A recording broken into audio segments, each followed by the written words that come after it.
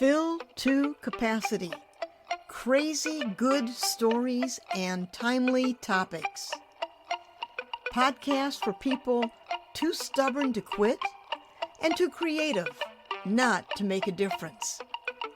Inspiring, irreverent, and informative. Stay tuned.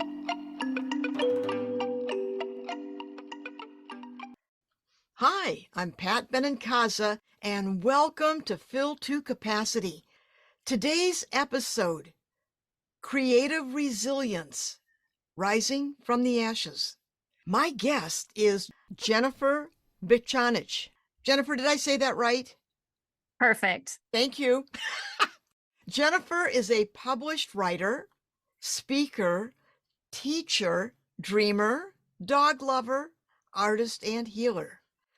As a tour guide of the heart, she facilitates deep-level healing through art, dreams, and intuition. Her workshops and spiritual life coaching help women who have been through tragic loss, such as the loss of a loved one, passion, or purpose, and help them discover how to find their bliss so that instead of giving up, they give life a second chance. Well, welcome, Jennifer. So nice to have you here. Oh, thank you, Pat, for having me. It's such an honor to be on your show. Thank you. I have been really looking forward to this conversation. So let's start. Everyone has turning point events in their life, something that happens and your life is never the same. Now, you've had your share of turning point events, but let's start with the fire. Can you tell us a bit about yourself before the fire, and what is the Bears Grass Church? Well, back around 2008 or so, when I was about to turn 40, I was working in a job for 15 years and realized that it just wasn't filling my heart with joy. So I just completely quit. No plan, just packed up my bags, headed east back to the family farm. And I started planting flowers because it made my heart happy. I just planted flowers. And one day I took my mom on a blueberry picking adventure. And on the way home, we drove by this little country church that had sat vacant for a number of years. And it had recently been sold to an architect. And I saw somebody standing outside. I said, "Mom, let's be neighborly and say hello." Turned my car around, got out, said, "Hi, I'm Jennifer." And that is where I met the boy next door, Blake Michael Bichanich. And romance quickly blossomed. 2 years later, we were married in that same little church. And I was at 43, I was a first-time bride. And this was better than any dream I could have dreamt. Blake was wonderful, wonderful, creative, talented man. He had this great sense of humor too. And we were living the dream. And part of my dream was to have more events at that church. My great-grandfather had been a minister there long before I was born. So it was in my DNA to care for that church and see it preserved. And about 2 years after we were married, we planned to have my nephew's wedding there. And the afternoon before the wedding, I was out running an errand and I got a message from my sister. She called me and she was crying. She said, "You have to come home. The church is on fire and Blake is trapped inside." And I could not believe my ears. I rushed back and it was too late. And I knew in my heart of hearts that he was gone. And I stood there in shock. I wanted to vomit, but I couldn't. I couldn't talk. I couldn't breathe. So, I stood in a hayfield watching the church burn down. And it was like all my dreams were crashing to the ground. And it looked and felt like this big brick wall was going up around me, entombing my soul. And everything just went black. And following the fire, day after day, I went through there and I dug through the rubble, looking for my husband, my home, my memories. There were ashes like under my fingernails, up my nose and in my hair. And each night I'd go back to my mother's home and lay on my childhood bed and just stare at the ceiling, praying for the pain to end. And it wasn't so much that I had a death wish, but I really had no life wish. I Yeah. couldn't imagine anything else. Everything I had dreamed of was gone. This future I had planned with Blake was gone. And then one day, 79 days after the fire, I was laying on my bed, staring at the ceiling, and something shifted deep within my soul. And I had a vision. And in this vision, I saw this purple piece of paper unfold, and it read on there, Jennifer, you have to try. And I got up off my bed and I got a yellow sticky note and I wrote on there, I am loved. And I stuck it on my mirror. And I kept on writing, I believe, I forgive. God has great plans. And I knew even if I couldn't feel it at the time or see it, Yeah. that it was true. And that's what I had hoped for. And then the final note that I wrote, and I just found this note recently, I'd forgotten that I wrote it, but I wrote, I am following my bliss. Whoa. 79 days after the fire, I made that statement. You know, if I could jump in for a moment, when we talked on the phone and you were talking about this, you were talking about how you went back to the fire digging and you somehow wanted to find your husband. You wanted to find your home. You kept looking. And then you Mhm. said something that was really interesting to me. Quote, but you really never can recreate it the way it was. But you still can create something really beautiful out of the ashes. Jennifer, from everything you're saying, from the dark of the darkest moments of your life, somehow you were able to connect with some sort of lifeline, cosmic, universe, God. Something got through to you and sent you a Mhm. message. Yeah. And so when you said that you can still create something really beautiful out of the ashes, what did you build from the ashes? What did you do? Well, it's so true. And I was just thinking this morning how chaos is really the beginning of creation. And so I just kept looking for light, looking for any little scrap, any little sign. One of the first things I saw following the fire was a piece of paper laying outside the church, and it said, God is love, and he who dwelleth in love dwelleth in God, and God in him. So that was really the starting point was love. And just, I started small. At first, it was cleaning up, making sense, finding my flowers in the garden that were buried under the ashes. That first week, that was all that was on my mind. Find the flowers, dig out the flower garden. And my sister-in-law stood beside me and helped me dig, and just she was a lifeline. She kept chatting. And it was like I had one thing I could focus on. I Yeah. wasn't thinking about, okay, what am I going to do next? So it started there and then it went out. When I finished cleaning up the ashes, then I went to our home in Minnesota, which had had water damage before Blake died. And I still had scaffolding up when he died. So I worked on that process. And when somebody dies, there's so much paperwork to do. So that took me a while. Paperwork, insurance claims from the Uh, fire. And about a year after the fire, when I was ready, there were three things I started that really helped me. One is I started working with an energy healer, a shamanic practitioner in Golden Valley, and that was amazing. Two, I started art therapy, which opened up this whole new world for me. I didn't realize I had all of this inside me. And three, I found community with Modern Widows Club. That's an organization that supports and mentors widows. so this is really interesting to me. When when something traumatic happens to us, we go through the motions of day-to-day life as if we're on automatic pilot, because frankly, I don't think we can handle anything else. And then Mhm.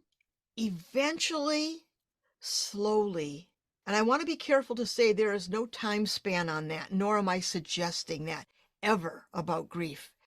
But eventually, on our own timetable, we start to feel little things again.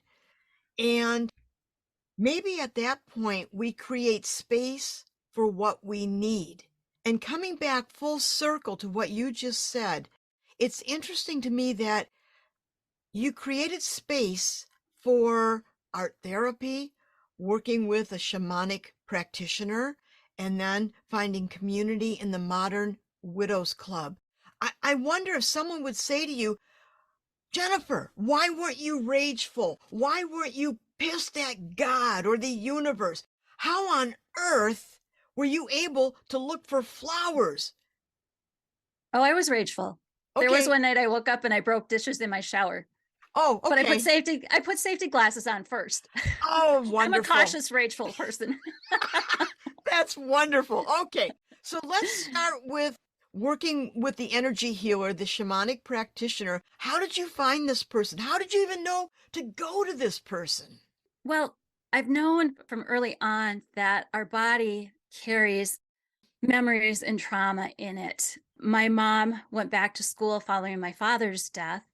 And in the 80s, she studied neurolinguistic programming and she was a marriage and family therapist. And with her training in NLP, neurolinguistics, she could help clients get to the root of some of the things they were feeling. You could tap in Mhm. and release that and reframe that. So I knew that there was deeper help for what I was feeling. Hmm. And one of the things this practitioner taught me about, his name is Ed, was the Chinese medicine clock and how at different times our energy is cycling through our body. So that waking up at 3 a.m., that's grief. You carry your lens in your grief, which made sense to me Mhm. because after the fire, I walked around saying, I never knew my heart could hurt so much. And it was my chest. It physically hurt.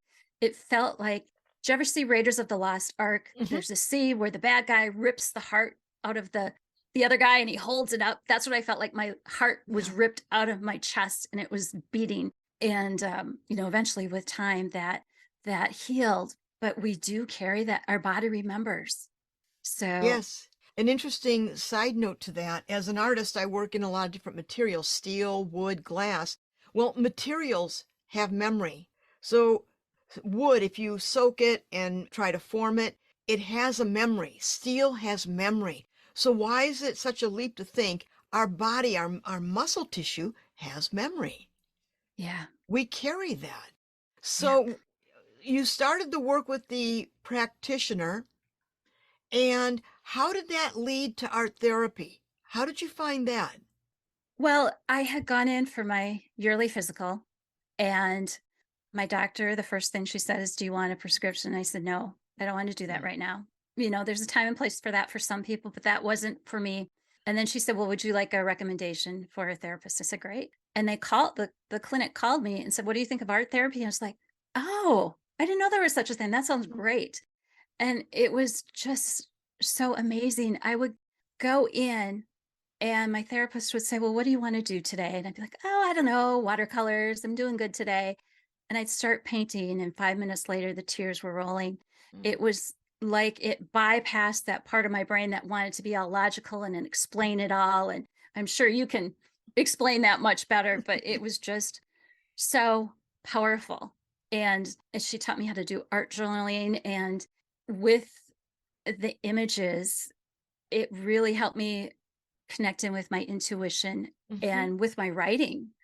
And I work a lot with images, with dreams. So it all just flowed together.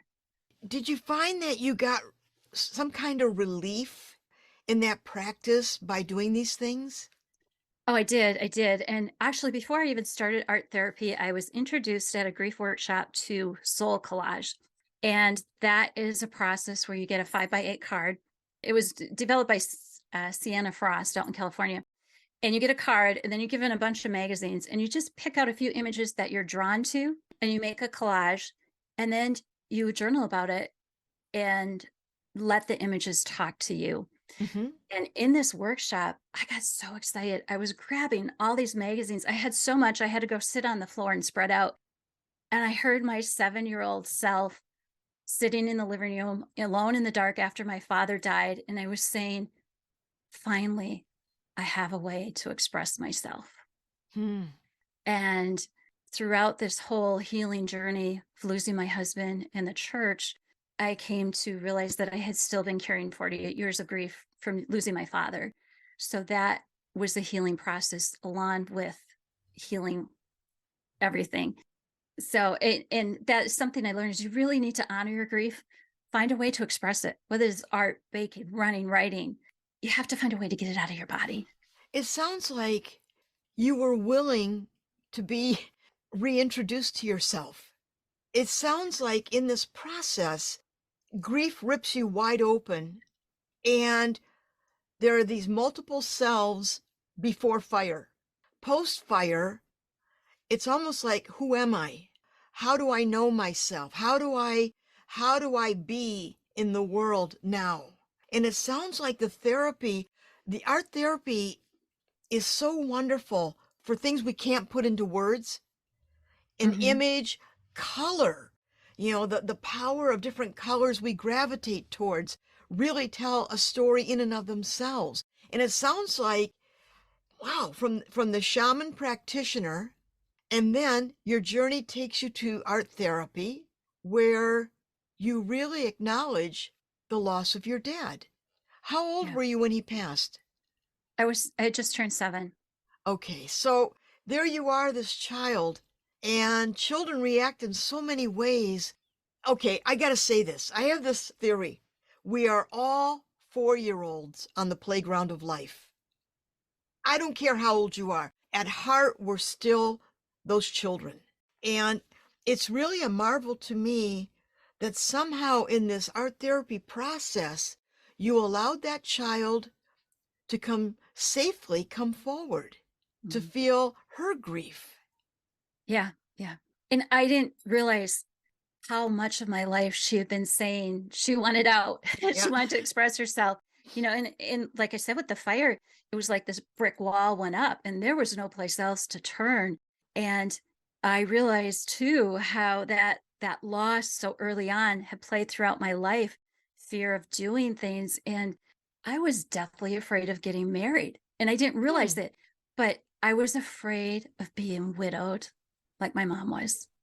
And here I am standing in front of the fire. I'm like, oh my gosh, I'm widowed. Here it Yeah. is. But the good news is I made it through. I found my way and I've come back to life. Hmm. So that brings me to how you sought out community, the Modern Widows Club. Can you talk about that? I prayed for friendship because in moving back up to Minnesota full time, I really didn't know many people. My husband and I hadn't been married very long.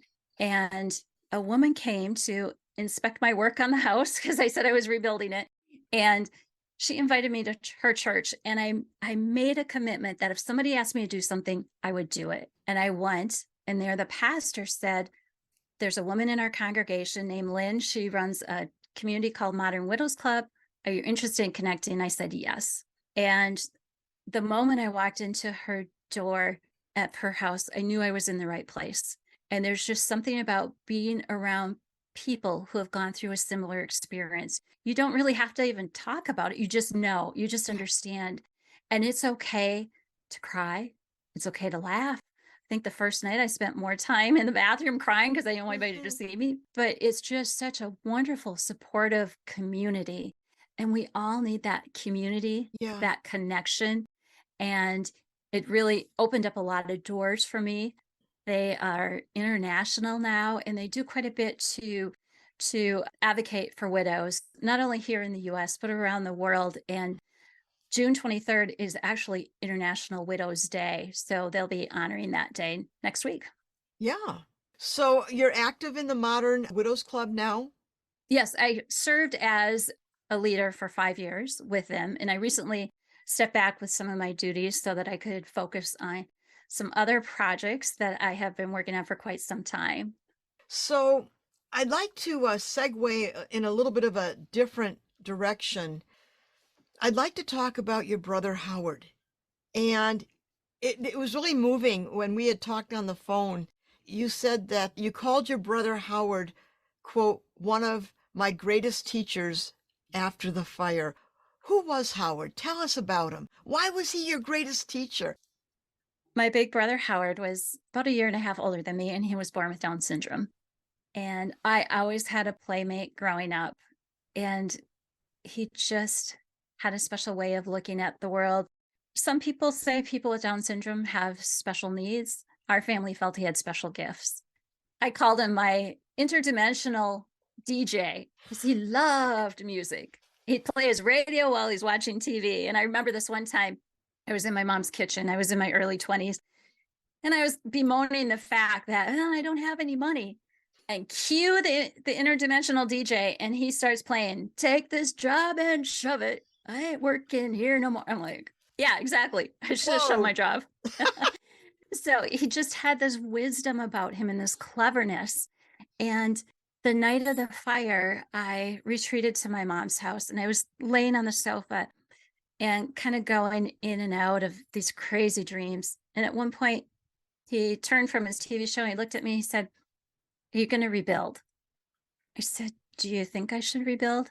He said, "Yeah, you do that." I went back to watching TV.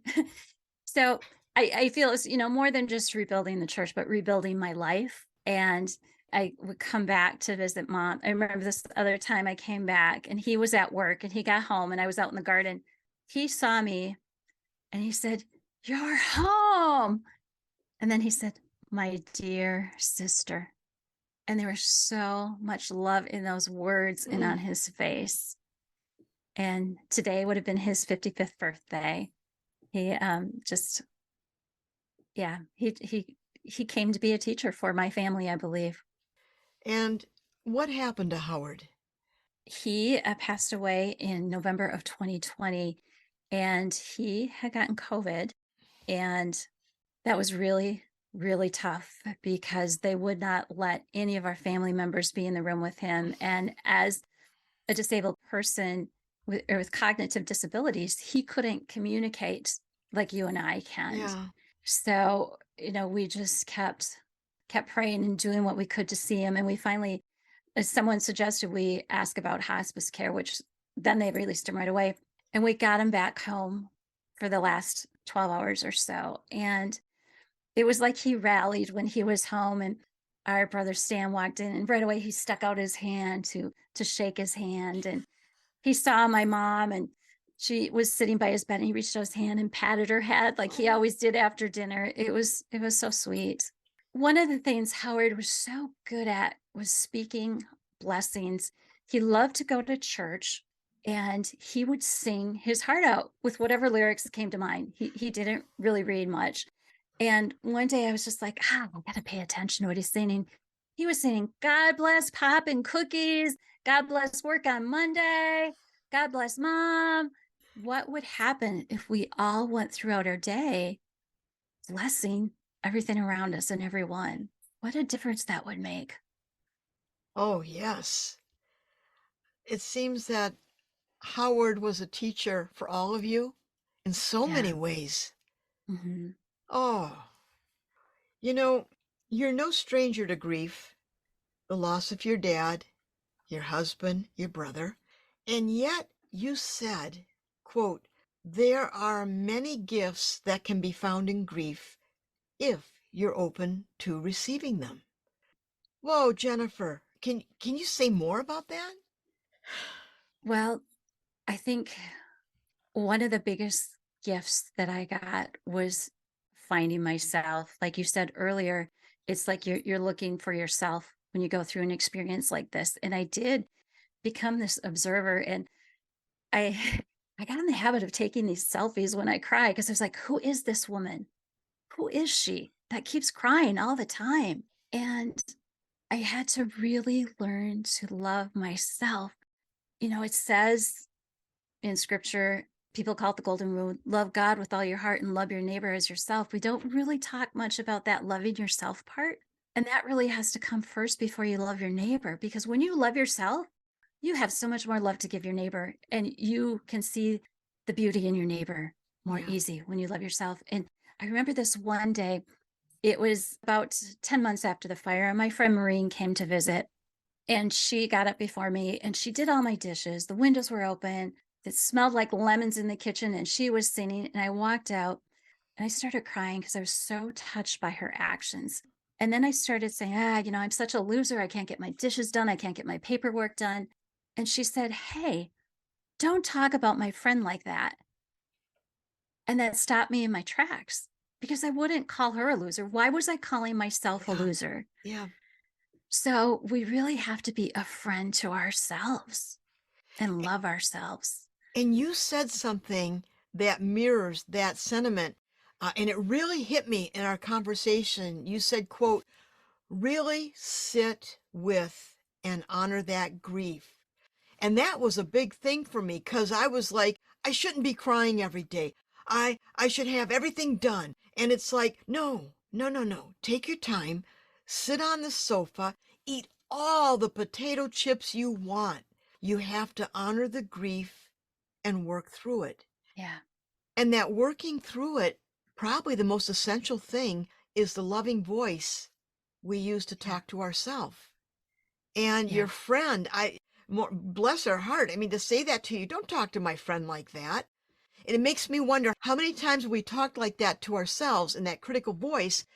And if we heard somebody talking to somebody like how we talk to ourselves in that voice, we'd probably butt in and say, wait a minute, like your friend did. Don't Yeah. talk to my friend like that. So maybe that is honoring your grief in honoring and loving that tender soul inside of you. Yeah. And just being gentle with yourself. And it's okay to grieve. It's okay to let it out. It's okay to stop and sit. And when you sit and you're still, that's when you start to notice the little pieces of beauty around you. I spent numerous hours down by the water throwing the ball for my dogs over and over and over. And they took such joy in just swimming and catching the ball. And I started to see just how beautiful it was to see the clouds reflected on the water and the sunlight, the way it would sparkle, especially in April when it's just there's no leaves on the trees. You could see the lake, and it was so gorgeous. And it's that being still. And then you start to hear the birds, but you have to be still. If you're constantly filling up your time, trying to fill that void, you miss it. So it's so important to just be still. It sounds like, in another way, you're saying you can't outrun grief. I know, like, if I'm working on something that's really uncomfortable or painful, sometimes I want to throw myself into more work and get into a frenetic pace. If I'm doing all these things, I Hmm. don't allow myself to stop and feel what is going on. Yeah. And what you're saying, especially to someone who's newly grieving, it's okay to grieve as long as you need to. But that stillness, I mean, you're holding it up like a beautiful jewel. That Yeah. stillness is something so beautiful. It's okay to hold it and to Hmm. enter. It's okay. Yeah.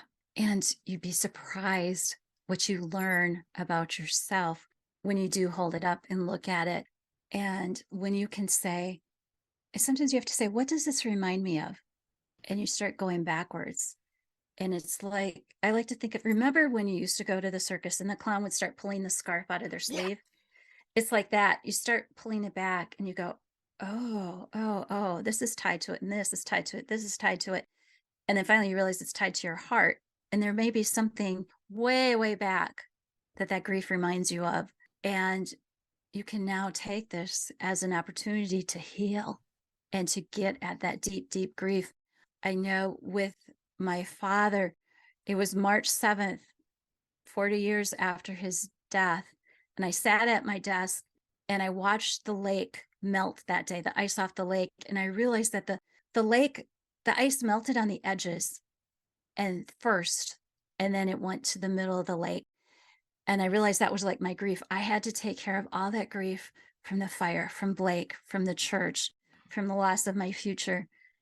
And then I got to what was really deep down with losing my father. Yeah. As you've moved on in your life, and I'm careful to say moved on as if, oh, I'm done grieving. I do not mean that at Mhm. all.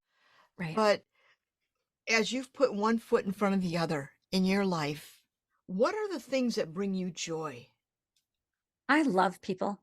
I love being around people and helping other people. that brings me joy.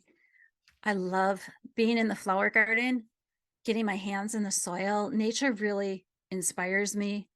My pets bring me joy, and my dogs and my cats. They teach me how to play.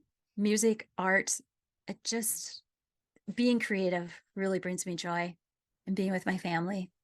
Yeah, sounds like it. As we wind down, I was thinking of Rumi, the poet, and he had a Mm. wonderful thing about, he had many things about grief. And the one that he said, your grief for what you've lost holds a mirror up to where you're bravely working. Expecting the worst, you look, and instead, here's the joyful face you've been wanting to see. Wow, that's beautiful. Jennifer, that's you. You are the joyful face. That Thank you, Pat. in all of this, that's why I wanted you to come on today, just having you share your insights and your journey. One expression I love using, but man, does it fit you to a T: iron will, tender heart. Jennifer, thank you Wow. for being Thank you, here. Pat. What Thank you. It was really an honor. This is a story that will resonate with many people. And thank you for your generosity of spirit for sharing. So, listeners, if you've enjoyed Filled to Capacity, please tell your friends, spread the word. And thank you for joining us. Bye.